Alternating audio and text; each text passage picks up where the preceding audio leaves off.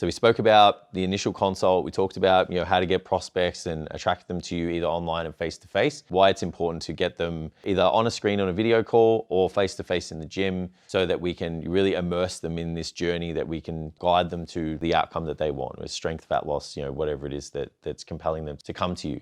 Now we want to take that next step and get into like that consultation, because this is again where trainers shoot themselves in the foot. They don't spend enough time talking about the client, getting information, and being a specialist and saying, this is what the person needs, which is the next step after this. So in the consult, there's a couple of key things that we want to have. The first one obviously is about why they're here, what their goals are, if they've achieved them before, and why they haven't achieved them in the past. And then really going in on that. It's like, okay, well, what are the biggest obstacles to why you haven't lost your 5 to 10 kilos already?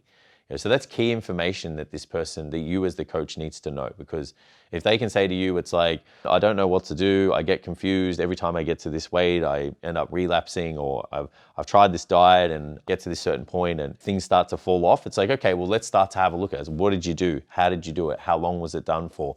All of this information starts to be like, okay, well, maybe it was because of this, and this is how we do it, and this is how we would do it this time, and make sure that we can overcome this stuff. And every time you go into the gym, you have a program where you didn't have a program last time, so you didn't really know what to do, so you were just doing whatever was free in the gym. And we talk about specificity, and we talk about how we set things up to get certain goals. So it's like, we don't go in on the information and we don't have a step-by-step process of asking good questions and listening, then we're not collating key information to tell this person at the end, like, these are all the reasons why you haven't achieved these things up to date. We take care of these, we take care of this way, we take care of this way, and this is how we do it.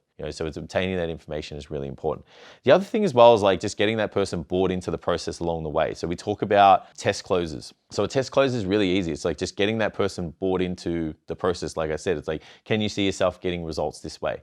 Can you see yourself following a program like this? You might take them in the gym and give them a session, say after the consult. And it's like, can you see, with what we spoke about in the initial consult, like how you can get results working this way? The more yeses you get, the less resistance you're going to have at the end. Because this person's starting to get bought into the whole process. It's like, yes, I can, I like, yes. We want to make sure that throughout this consult, the person also understands what's going on. So if they're saying yes, then 9 times out of 10, they understand what you're saying and they're bought into what's going on. The next thing we talk about is like the path of least resistance. This comes down to simple things like booking appointments, to giving this person options about obstacles that they've had in the past or problems that they've faced previously. So it's like, do you feel like if we set your macros up maybe 5 days a little bit lower during the week and 2 days higher on the weekend, that would make things a bit easier for you? Yes.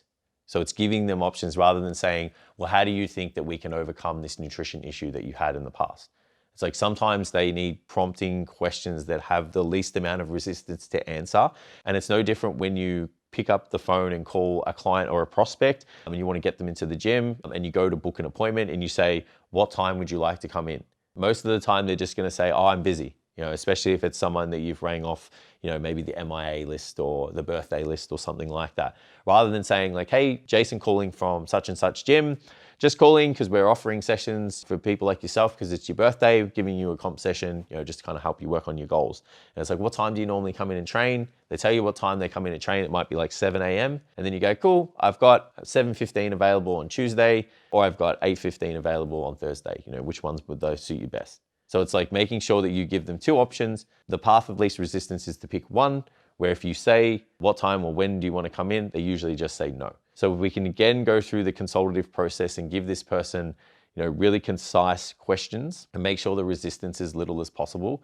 And it all sets us up for the end, which is the last, phase of the system, where essentially we do the sell, but you don't sell. You just tell these people like how you're going to get the goals that they want.